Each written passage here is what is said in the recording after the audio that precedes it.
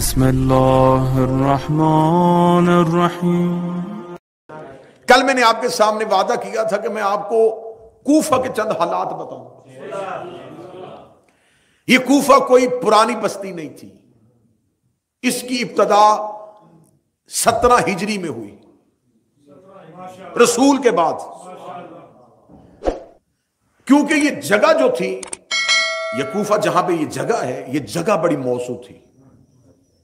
یمن، فلسطین، خلیج فارس، ایران، یعنی کہ اسے شط العرب کہا جاتا تھا۔ یہاں سے مختلف ملکوں کو رستے جاتے تھے۔ یہ ایک ایسا مرکز تھا جہاں پہ تمام ملکوں میں جہاں جہاں فوجیں بھیجی جا رہی تھی انہیں اچھی طریقے سے مانیٹر کیا جا سکتا تھا۔ جب پہلے خلیفہ کا دور تھا تو کیوں اس نے مختلف ملکوں پہ فوجیں بھیج دی تھی ملکوں کو فتح کرنے کے لیے۔ آل محمد نے لشکروں کے ساتھ علاقے فتح نہیں کیے، کردار کے ساتھ فتح کیے۔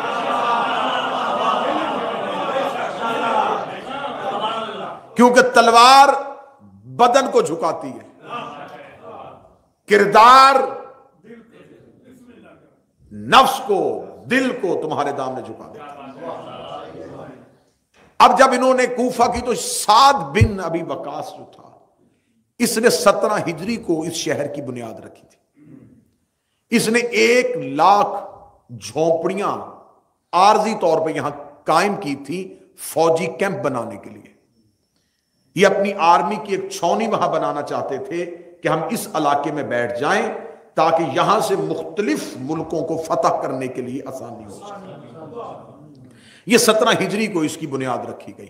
1 لاکھ جھونپڑیوں کے ساتھ اس کو آباد کیا گیا۔ بعد میں 2 طرح کی روایات ہیں، ایک یہ تھا کہ تیز بارش کی وجہ سے، ایک ہے کہ آسمانی بجلی گرنے کی وجہ سے وہ جھونپڑیاں جل گئی تو پھر وہاں پر پکے مکان بنا کے فوجیوں کو رہنے کی جگہ دی گئی۔ ایک بات آپ ذہن میں رکھیے گا، اگر آپ تہذیبوں کا مطالعہ کریں تو یہ بات سننے میں، آپ کو دیکھنے میں، مطالعے میں ضرور ملے گی کہ جہاں مختلف تہذیبوں کے لوگ آباد ہوں وہاں امن بڑی مشکل سے ہوتا ہے، کیونکہ کوئی تہذیب دوسرے کو ماننے کے لیے تیار نہیں۔ جتنا میں نے اپنی زمانہ طالب علمی سے لے کے اب تک تہذیبوں کا مطالعہ کیا ہے تو مجھے نظریات پہ لڑائیاں کم نظر آئی ہیں، ذاتیات کی لڑائیاں زیادہ نظر آئی ہیں۔ اگر آپ آج بھی دیکھ لیں تو آج بھی آپ کو جو لڑائیاں نظر آئیں گی یہ نظریات کی نہیں ہے۔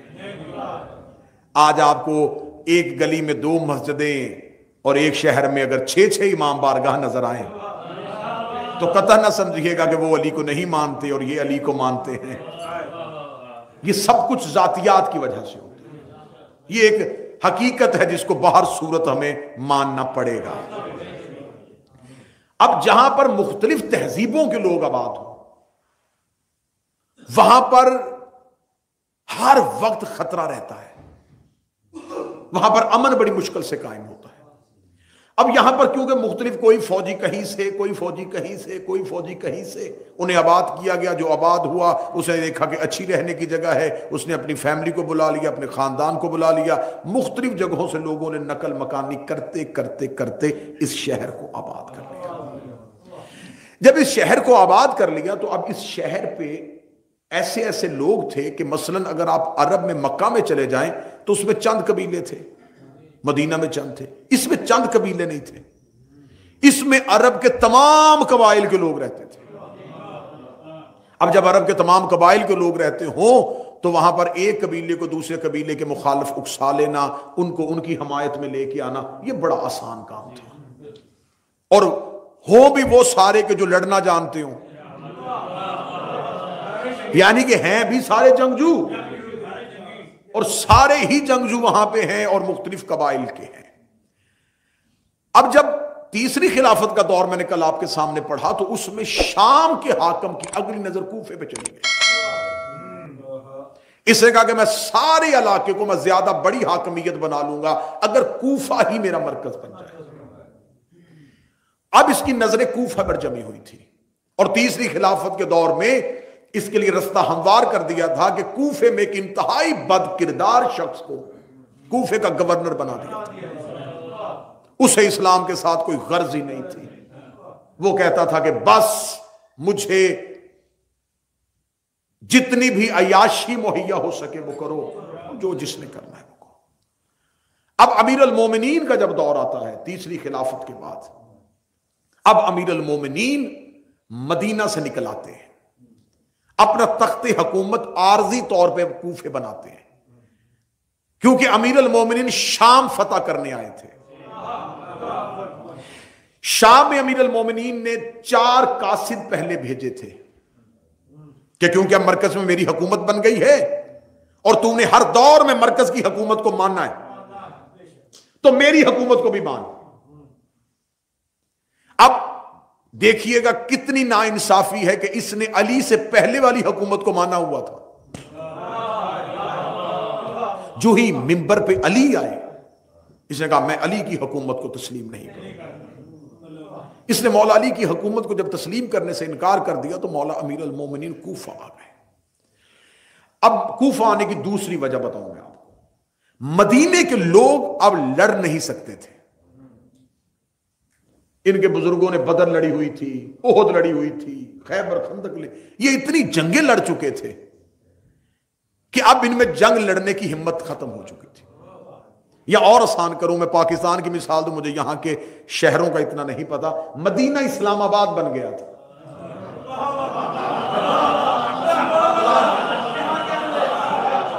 ہاں وہ سکون سے رہنا چاہتے تھے، وہ وی آئی پی ہو گئے تھے. یقین کیجئے کہ آپ عربوں کی تہذیب پڑھ کے دیکھیں، ان میں سے محبت کے ساتھ جنگ کرنے والوں کی تعداد کم ہوتی تھی. لالچ، کیونکہ جنگ ان کا پیشہ تھا.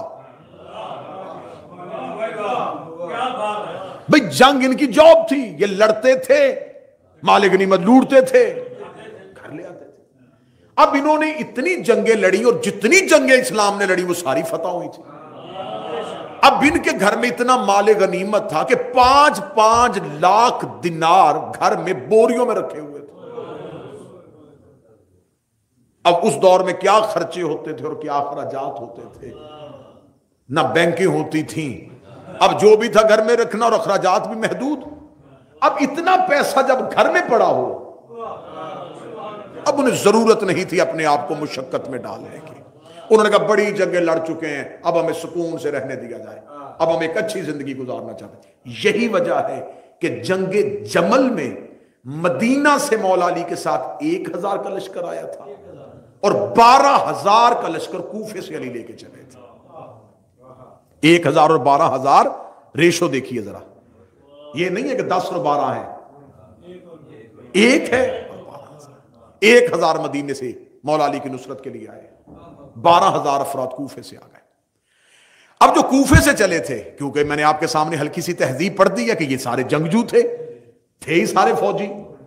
اب فوجیوں کو جب امیر المومنین کی حکومت آ گئی، جس کی گورنمنٹ ہوتی ہے وہ آرمی کو اپنے فیور میں استعمال کرتا ہے. اب یہاں کوفے میں 3 طرح کے طبقے بن گئے. ایک وہ جو علی کے ساتھ جاتے تھے علی کی محبت کی وجہ سے.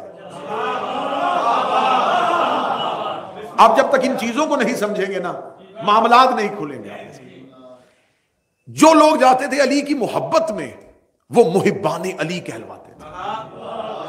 انہیں کوئی غرض نہیں ہوتی تھی کہ جنگ کا نتیجہ کیا نکلے گا.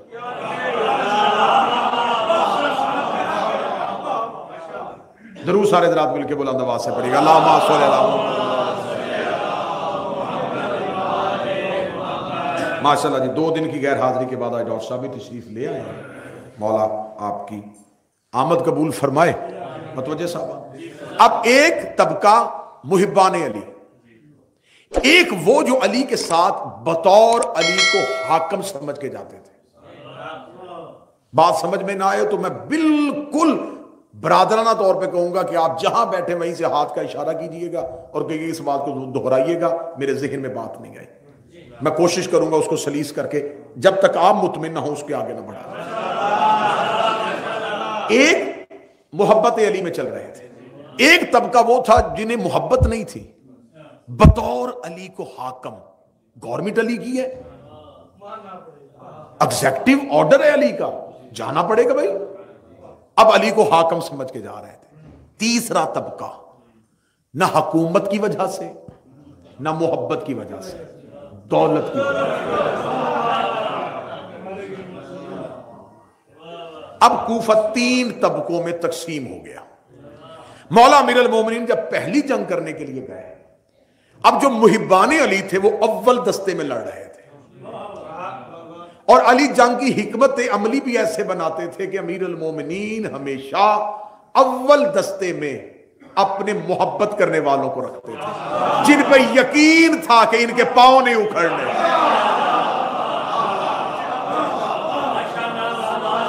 یہی وجہ ہے کہ مولا امیر المومنین کوفے کے اب 12,000 کا جس کا لشکر ہو تو وہ تو چاہتے ہیں کہ چیف آف آرمی سٹاف ہمارا ہو، زیادہ تعداد ہماری۔ اللہ نے فرمایا نہیں، بے شک تم 12,000 ہو، کمانڈر میرا مال کے استر ہی ہوگا۔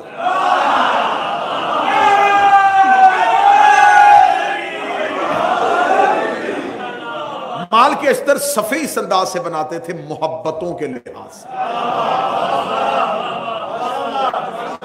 اور مولا امیر المومنین کے ارد گرد جو پہرا ہوتا تھا وہ صرف علی کے بیٹوں کا ہوتا تھا۔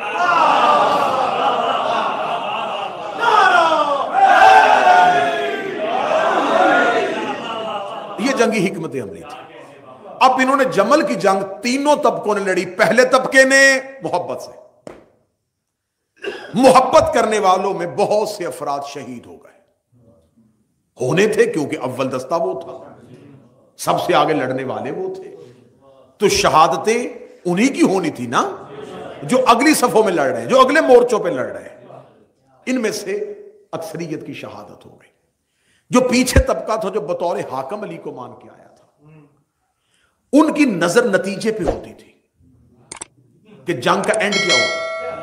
اگر معاذ اللہ علی جنگ ہار جاتا ہے تو ہم تو فوجی ہیں نا، ہم نے تو حکومت ہی کو ماننا ہے۔ ان میں سے اکثر لوگ مولا علی کی چوتھی خلافت کے قائل تھے۔ وہ کہتے تھے کہ وہ جو 3 ہیں ہم ان کے ساتھ بھی رہے ہیں، اب تو آ گیا ہم تیرے ساتھ بھی، اور اگر تجھے کوئی ہرا کے تیری جگہ آ جائے گا ہم اس کے ساتھ۔ اب یہ ایک دستہ ہے۔ پیچھے ایک دستہ وہ ہے جو کہتا ہے کہ جنگ ختم ہو۔ اب ہوا کیا دیکھیے گا، ہوا کیا؟ جنگ جمل منطقی انجام پہ پہنچ گئی، لشکر علی نے پسپاں کر دیا، علی کی فتح ہو گئی۔ فتح ہوتے ہی مولا علی نے اعلان کیا، خبردار ان کا کوئی مال نہیں لوٹے گا۔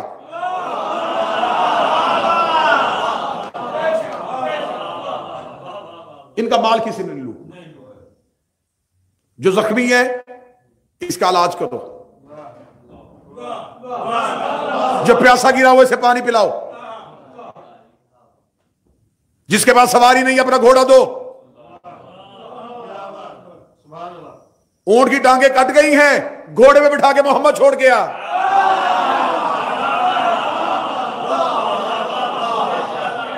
اب یہ طریقہ کار جنگ میں عربوں نے نہیں دیکھا تھا۔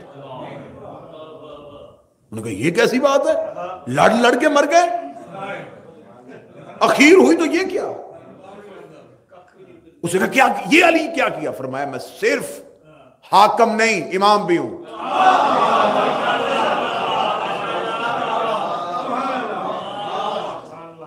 جمل منطقی انجام پہ پہنچی، مال غنیمت نہیں آیا۔ پھر جو بطور حاکم تھے انہوں نے کہا یہ کیا بات ہوئی، جو قابو میں آ جائے اسے مارتے ہیں، علی نے چھوڑ دیے۔ یہاں ایک طبقہ جو تھا جو معرفت علی رکھتا تھا، اب ذرا سمجھتے آئیے، ان میں سے آدھی تعداد شہید ہو چکی ہے، اور جو بچ گئے ہیں وہ علی کے فیصلے کو قرآن تسلیم کرتے ہیں۔ ٹھیک ہو؟ اب مولا امیر المومنین آ گئے، اور پھر 1 سال کے بعد اگلی جنگ آ گئی، صفین۔ اب جب صفین میں پہنچے تو اب جنگ بالکل منطقی انجام میں تھی، تو علی ہی کے لشکر سے ادھر سے پتہ چل گیا۔ اب جو ادھر لشکر میں انہیں پتا تھا کہ جنگ جیتے ہارے تو یہ بھی کیونکہ مسلمانوں سے، تو اس کا بھی جمل والا حال ہوگا۔ تو ابھی جب جنگ بالکل اخیر میں پہنچی تو ادھر سے 1 لاکھ دینار ادھر آ گیا۔ جو انہوں نے لڑنے کے بعد ملنے کی آرزو تھی وہ پہلے ہی ہو گیا. 1,00,000 دینار کا آنا تھا یا محمد بن اشد 10,000 کا لشکر لے کے علی ہی کے دستے سے نکلا. میں نے کل آپ کے سامنے تھوڑا سا پڑھ دیا تھا. بغاوت پھیل گئی. اب جو بغاوت پھیل گئی تو اب یہاں پر فیصلہ آ گیا حکمین میں کہ دونوں طرف سے ایک ایک بندہ آئے اور وہ فیصلہ کرے گا. ادھر سے حاکم شام نے کہا میری طرف سے عمر بن عاص جاتا ہے, لشکر جی جنگ بند کرو, کوئی نہیں لڑے گا. ادھر سے عمر بن عاص آ گیا. مولا امیر المومنین نے کہا مالک تو جا. علی نے مالک استر کو اٹھایا تو اسی طبقے نے, میں نے اس لیے آپ کے سامنے تھوڑی سی محنت کر کے طبقے پڑھے, انہیں 2 طبقوں نے کہا اگر مالک استر چلا گیا تو یہ تو علی کا بالکل ذاتی علی کا دایاں ہاتھ ہے, تو اس کا فیصلہ بھی وہی ہوگا جیسا علی فیصلہ کرتا ہے. تو ہم نے تو فیصلہ کرنا ہے اپنے آپ کو سامنے رکھ کے کہ ہمارے لیے کیا بہتری ہے. انہوں نے کہا نہیں نہیں نہیں, ہم مالک نہیں جانے دیں گے. ابو موسیٰ اشعری سے جیسا اچھا بندہ کوئی نہیں. میں نے کل آپ کے سامنے پڑھ دیا ابو موسیٰ اشعری کا کردار. جعلی مقدس, جھوٹا عبادت گزار, رات عبادت میں گزارنی, دن روزے میں عبادت کا روب دکھا کے بندوں کو علی سے ہٹا رہا تھا. ایسے کردار ہر دور میں ہوتے ہیں.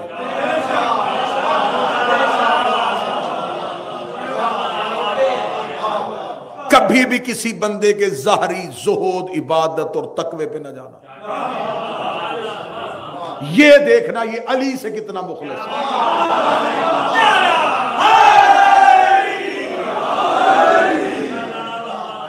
بھائی ہم نے کردار پڑے ہوئے ہیں تاریخ میں. ابو موسیٰ اشعری راتوں کو عبادت, دن کو روزہ, ٹوٹی ہوئی چپل, پیبند لگے ہوئے کپڑے, ہاتھوں میں تسبیح, اللہ اللہ. لوگ اس کی پرہیزگاری سے اتنے متاثر ہو گئے, انہوں نے کہا یہ تو بہت عبادت گزار. انہوں نے کہا ابو موسیٰ اشعری انتہائی دنیا دار بھی نہیں ہے. جو ہی انہوں نے کہا ابو موسیٰ اشعری سے بہتر کوئی نہیں ہے, امیر المومنین خاموش ہو گئے. امیر المومنین نے کہا تم نے جیتی ہوئی جنگ کو پلٹ دیا ہے. جو ہی ابو موسیٰ اشعری پہنچا تو اب دونوں طرف سے اتنا شور مچ چکا تھا کہ امیر المومنین کا فیصلہ رمضان تک معلق, رمضان معطل کرو, رمضان کو فیصلہ ہوگا, چلو لشکر اپنا اپنا واپس جائے, رمضان کو حکمین فیصلہ کریں گے اور پھر یہ جس کو ٹھیک کہیں گے خلافت اس کو دے جائے گی. اب یہ تو لشکر ٹوٹا ہوا واپس آ رہا تھا. آپ کیا سمجھتے ہیں کہ یہ بھی دل میں علی کی محبت لے کے آ رہا تھا؟ انہیں کہا لڑے, اخیر میں یہ کیا ہو گیا. اب یہ واپس آ گئے. رمضان کو جب دوبارہ دونوں طرف سے فوجیں اکٹھی ہوئی تو عمر بن عاص گیا ابو موسیٰ اشعری کے خیمے میں, جا کے کہنے لگا دیکھ مسلمانوں کا بڑا قتل عام ہو گیا, جمل میں بھی ہزاروں مارے گئے, صفین میں بھی لاشوں کا ڈھیر پڑا ہوا تھا, کیا کر رہے ہیں علی اور معاویہ, یہ حکومت کے لیے مسلمانوں کو کیوں مروا رہے ہیں, ایسے نہ کریں, ان دونوں کو خلافت سے علیحدہ کر دیں. بزرگ بہتر سمجھتے ہیں کیونکہ میں اس گوشے کو خالی اس لیے نہیں چھوڑنا چاہتا تھا کہ بچے یہاں سے تاریخ میں ان کے ذہن میں گیپ نہ آ جائے, لہذا ان کو ساتھ ملانے کے لیے میں اس کو تکرار کرنے لگا. انہوں نے کہا پھر کیا کریں, انہوں نے کہا پھر کیا کرنا ہے, میں معاویہ کو خلافت سے معزول کرتا ہوں, تو علی کو کر دے. ابو موسیٰ اشعری نے کہا تو پھر خلیفہ کسے بنائیں گے. اب اس نے دیکھنا تیز کتنا تھا, نام نہیں, شاطر تھا نا, اس نے نام نہیں لیا. کیا لگا کسی پرہیزگار کو دیکھیں گے جو بڑا اچھا عبادت گزار ہو, جس کو دنیا سے کوئی رغبت نہ ہو, کوفہ کے لوگ بھی اسے مانتے ہوں. ابو موسیٰ اشعری کان اٹھا رہا تھا کہ خلافت میری طرف آ رہی ہے.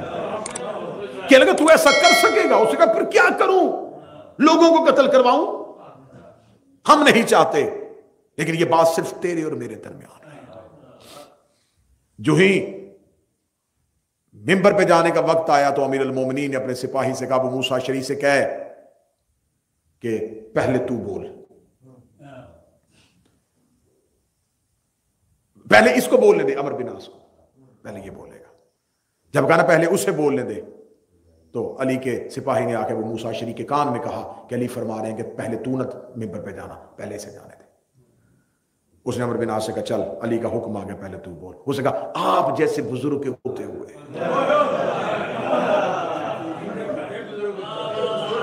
یہ طریق ہے، یہ سازشیں ہیں، یہ علی کے سامنے فتنے ہیں. میری کیا مچال، میں آپ کے ہوتے ہوئے پہلے آپ کریں. وہ آیا اور اس نے آتے ہی ابو موسیٰ اشعری نے، اب ڈر بھی تھا کہ علی کے محبت کرنے والے بھی کھڑے ہیں، اس نے اپنی انگوٹھی کو اتارا انگلی سے، اس نے کہا میں نے علی کو خلافت سے نکال دیا. مسجد میں شور مچ گیا. کیا ابو موسیٰ اشعری کیا کہہ رہا ہے؟ شور و غل کی آواز آئی، یا عمر بن عاص نے دھکا دیا ابو موسیٰ اشعری کو، بوڑھا تھا، زمین پہ گرایا، خود کھڑا ہو کر لگا میں نے معاویہ کو خلافت کے ساتھ جوڑ دیا.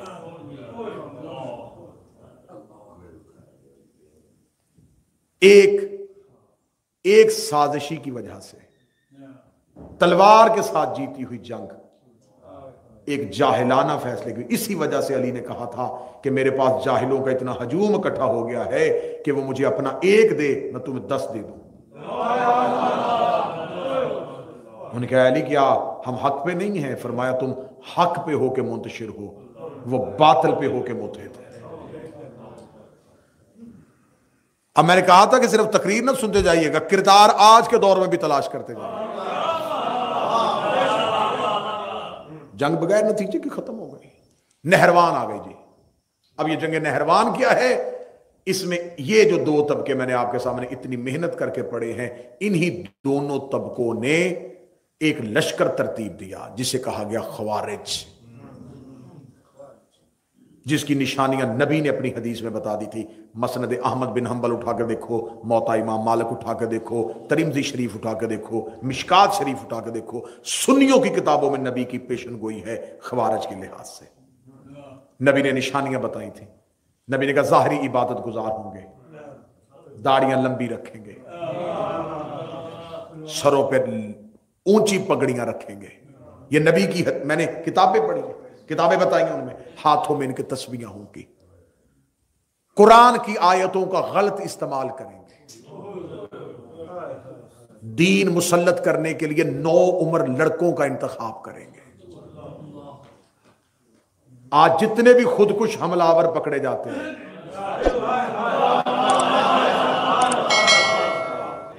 کچے ذہن، رسول نے فرمایا کچے ذہنوں کو یہ دین کے خلاف استعمال کریں گے، فتنے اٹھائیں گے. یہ خوارج کھڑے ہو گئے، انہوں نے کہا جی ہم تو علی سے جنگ کریں گے، ہم تو علی سے لڑیں گے، علی نے تو ہمارا نقصان کروا دیا، علی نے تو ہم سب کو.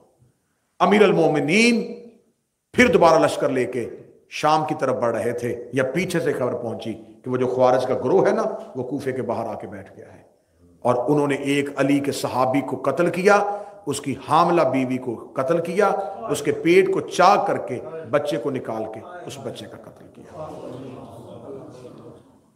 امیر المومنین وہیں پہ رکے، لشکر کو واپس لیا، اور اب امیر المومنین جلال کے عالم میں، کیونکہ وہ کوفہ کے رستے میں بیٹھ گئے تھے، انہوں نے کہا تھا کیونکہ جتنے علی کے نوکر تھے وہ علی کے ساتھ لشکر لے کے چلے گئے تھے، پیچھے سے ان کی گھر، ان کی عزتیں، ان کی بیٹیاں، ان کی مائیں بہنیں گھروں میں تھیں، مسلمانوں کی عزت خطرے میں آ گئی.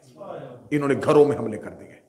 یہ ٹوٹ پڑے کوفہ میں علی کے شیعوں کے گھر پہ کہ اگر علی شام کی جنگ سے باز نہ آیا تو ہم کوفے کو تہہ و تیگ کر دیں گے. اب ادھر شام کا فتنہ،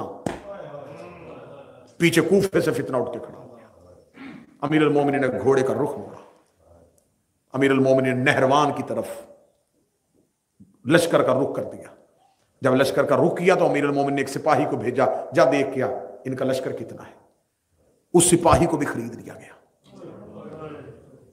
اور اس نے مولا علی سے جا کے کہا اے علی، لشکر نہر کے اس طرف چلا گیا ہے.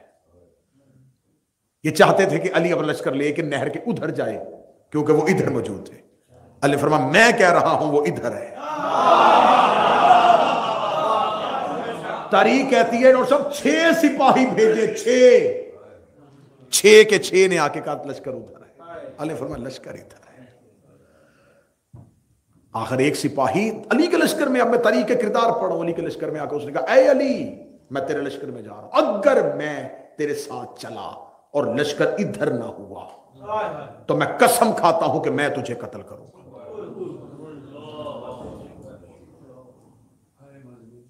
امیر المومنین نے کہا اچھا تجھے امام پہ اتنی بد اعتمادی ہے، چل پھر اگلی سن. ان کے 10 سے زیادہ بچیں گے نہیں، میرے 10 سے زیادہ مریں گے نہیں۔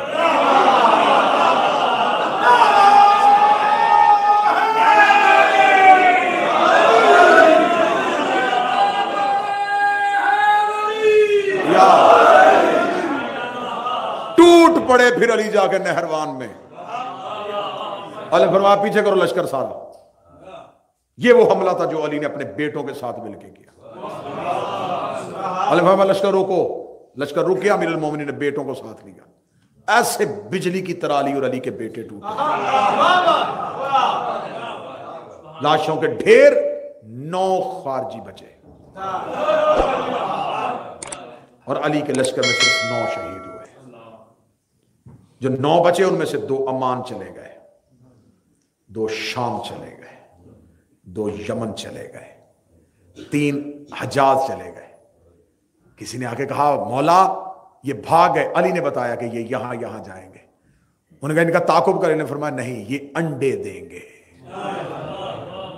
ان کے بچے ہوں گے، ان کی نسلیں ہوں گی، یہ ابھی اسلام میں میرے آخری بیٹے کے ظہور تک فتنہ پھیلائیں گے۔ یہ علی نشانی، فرمایا جہاں مسلمانوں کی بستیوں پہ حملہ ہو رہا ہو، جہاں کوئی لا الہ پڑھ کے عورتوں کی عزتوں کو نیلام کر رہا ہو، جہاں نہ مسجد محفوظ ہوں نہ عزتیں محفوظ ہوں، سمجھ لینا خوارج کی نسل ہے۔ ٹھیک ہو گیا جی؟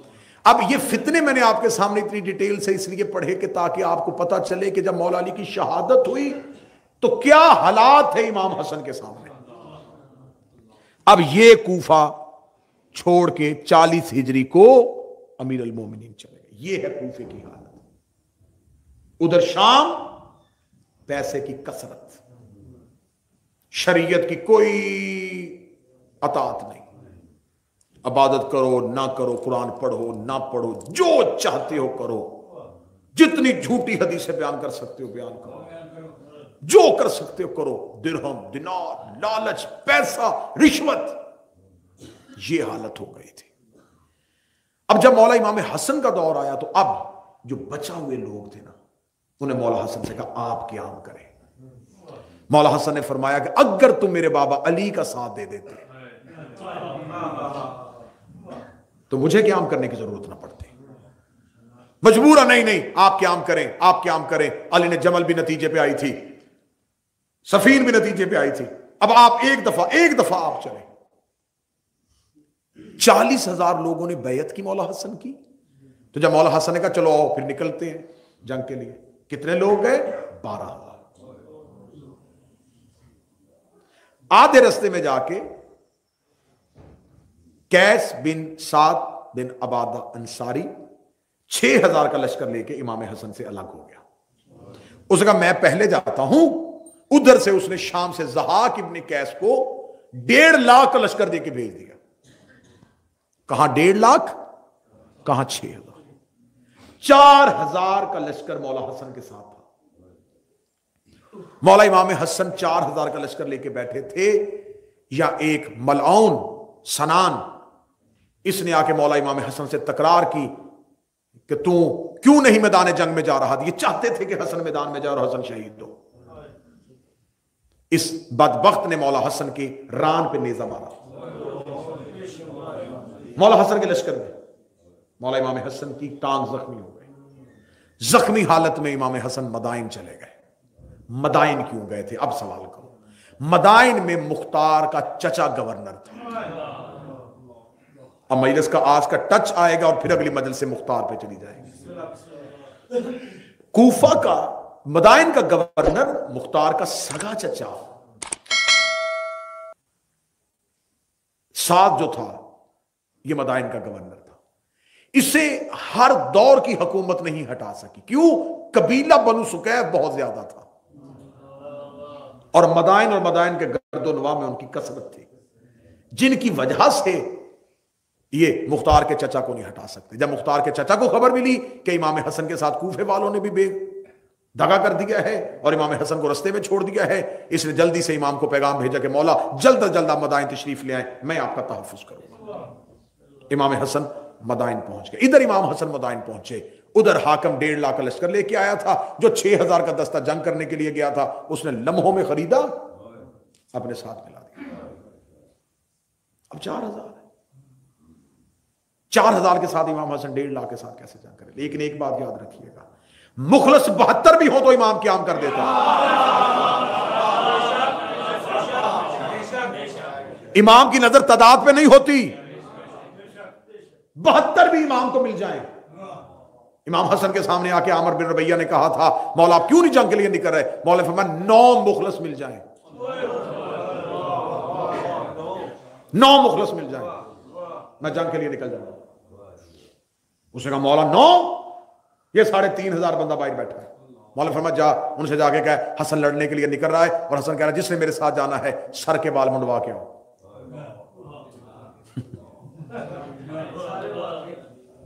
ये खुदा हज पे इंसान को अहकामात देता है ना, ये खुदा इंसान की शक्ल तब्दील नहीं करता, देखना चाहता है कि बंदा कितना मेरी अताअत में है, क्योंकि इंसानी फितरत है, ये इंसान के लिए मुश्किल तरीन फैसला है। जब इमाम हसन ने कहा जा आमिर बिन रबैया से जा लेके आ, तो वापस आया तो अपना ही सर मुंडा हुआ था।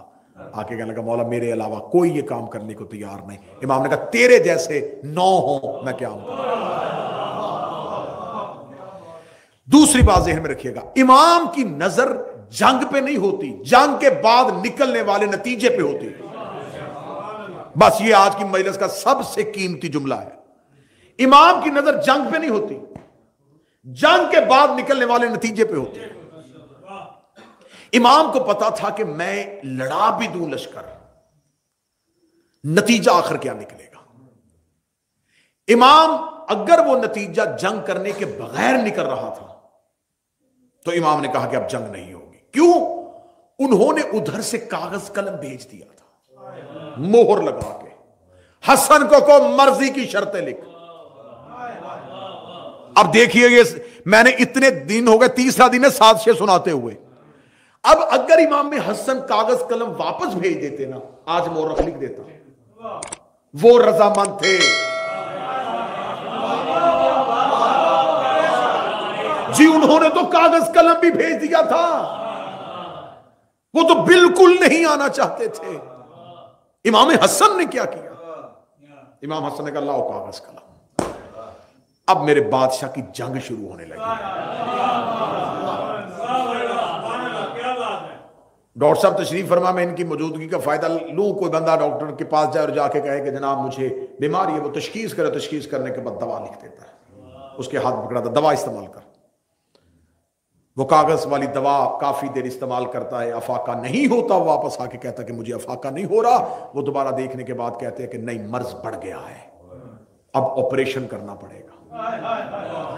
कसूर डॉक्टर का नहीं, मर्ज मुख्तसर हो तो दवा लिखी जाती है, मर्ज बढ़ जाए तो ऑपरेशन होता है।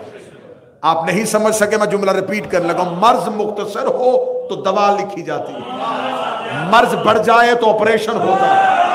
हसन के दौर में मर्ज मुख्तसर था, शर्तों वाली दुआ लिख दी। करबला में बढ़ गया था, हुसैन मिशन के लिए आ गया।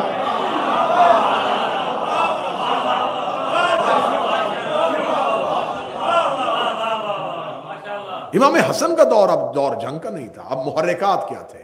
इमाम हसन ने कहा नहीं। अब इमाम हसन ने शर्तें लिखाई।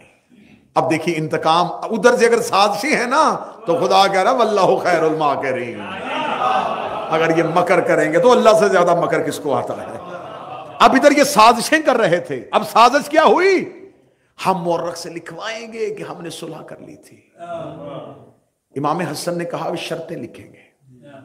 अब जो भी क़यामत तक चाहे उमैया का तनख्वाहदार हो, अगर वो तारीख में सुलह लिखेगा मजबूरन शर्तें लिखनी पड़ेगी।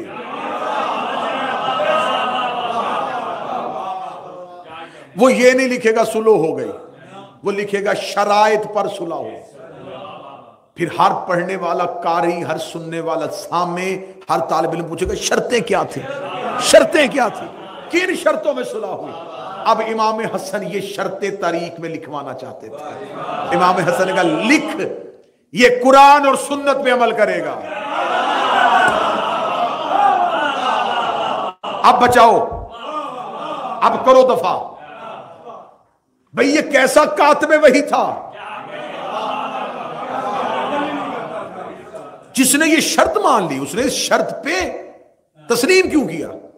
وہی شرط پہ اکڑ جاتا. یہ کون سی شرط ہے؟ مٹاؤ. میرا کون سا فعل قرآن اور سنت کے خلاف؟ مولا حسن نے لکھا قرآن اور سنت پر عمل کر، کیونکہ جنگ دو چیزوں پہ تھی جسے پہلی مجلس کا پہلا جملہ یاد ہے. دو نظریات، ایک حکومت بچا رہے تھے، ایک رسالت بچا رہے تھے. امام حسن نے کہا مورخ لکھے یہ جنگ حسن کی نظر میں حکومت کے لیے نہیں تھی، وہ حکومت لینا چاہتے تھے، حسن قرآن اور سنت نافذ کرنا چاہتا تھا.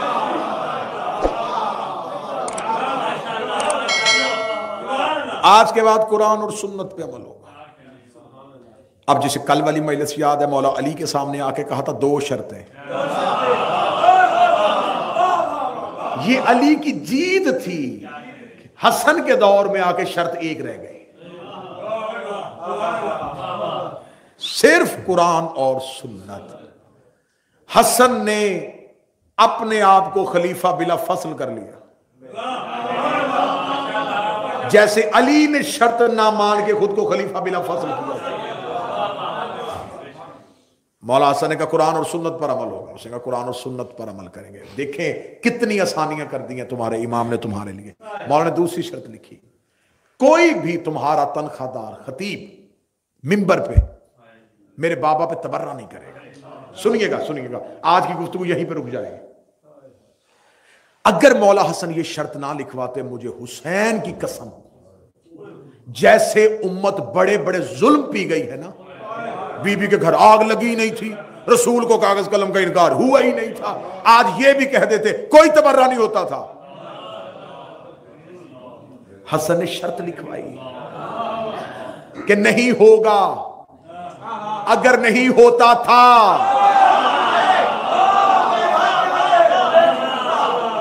بھئی، اگر نہیں ہوتا تھا تو شرط کیوں لکھی گئی؟ شرط بتا رہی ہے ہوتا تھا. تو حسن کو اب شرط کے بعد والے حالات نہیں، حسن پچھلا پردہ اٹھا رہا تھا تاکہ مورخ لکھے پیچھے ان کا کردار کیا کیا تھا. نتیجہ دیکھیں، جنگ ہو رہی ہے، نتیجہ چاہیے تھا نا. حسن نتیجہ نکال رہے ہیں. حسن لڑنے کے بعد کیا فیصلہ ہونا تھا کہ ہم نے اس لیے مارا ہے کہ یہ قرآن پہ عمل نہیں کرتا تھا، ہم نے اس لیے لشکر لے کے یہ سنت پہ عمل نہیں کرتا تھا، ہم اس لیے جنگ کر رہے تھے کہ میرے بابا علی کے خلاف بولتا تھا. حسن نے دونوں شرطیں اس کے دستخط کے ساتھ لکھوائی. اس نے دستخط کی ہے کہ میں یہ دستخط نہیں تھی، میں تو بلکہ اپنی خطابت میں jملہ کہہ رہا ہوں کہ یہ کاغذ پہ سیاہی نہیں، حسن اس کے چہرے پہ مل رہا ہے. ہائے ہائے ہائے، یہ سیاہی اس کے چہرے پہ ملی جا رہی تھی. قرآن و سنت پر عمل ہوگا. میرے بابا پہ کوئی، اب مورخ کو لکھنا پڑ گیا. اب لکھا نہیں کہ مورخ نے، مجبوری تھی. سورہ نہ لکھتے تو کیا لکھتے؟ سورہ لکھنی پڑی تو شرطیں لکھنی پڑی. جب شرطیں لکھنی پڑی تو پھر مانا. ابن خلدون نے لکھا، سیوطی نے لکھا، شبلی نعمانی نے لکھا، آج کے دور کا انجینئر محمد علی مرزا تک مان گیا. ہاں جی سب کچھ ہوتا تھا. 90 سال تک مسلسل، 90 سال مسلسل منبروں پہ باقاعدہ نام لے لے کے. آج ہمیں کہتے ہیں نام لے کے تبرہ نہ کرو. کل حسن کی شرط مان لیتے، آج ہم بھی نہ کرتے.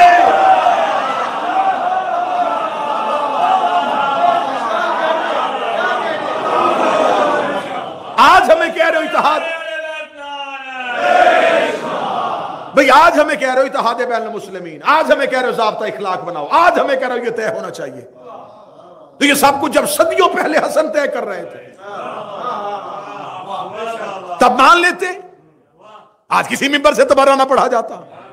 تو اگر تب نہیں مانا گیا، اگر تم نے حسن کی نہیں مانی تو ہم تیرے ملا کے کہنے پہ عقیدہ چھوڑ دیں. جب حسن اتحاد بین المسلمین کا فارمولہ دیا تھا، لے لو حکومت، یہ ممبر پہ تبرہ نہ کرنا.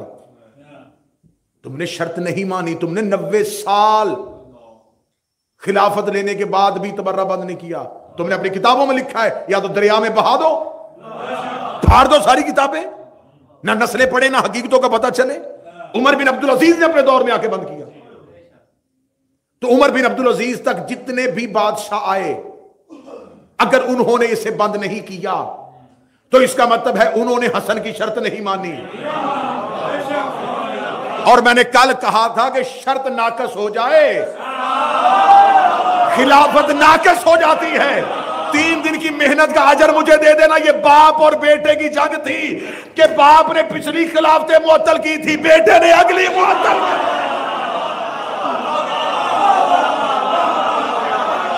یہ تھی باپ اور بیٹے کی جنگ.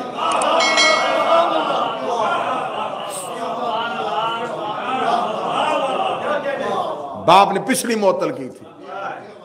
اسے کہتے ہیں حکمت امام, اسے کہتے ہیں تدبر الہی, اسے کہتے ہیں انتقام قدرت.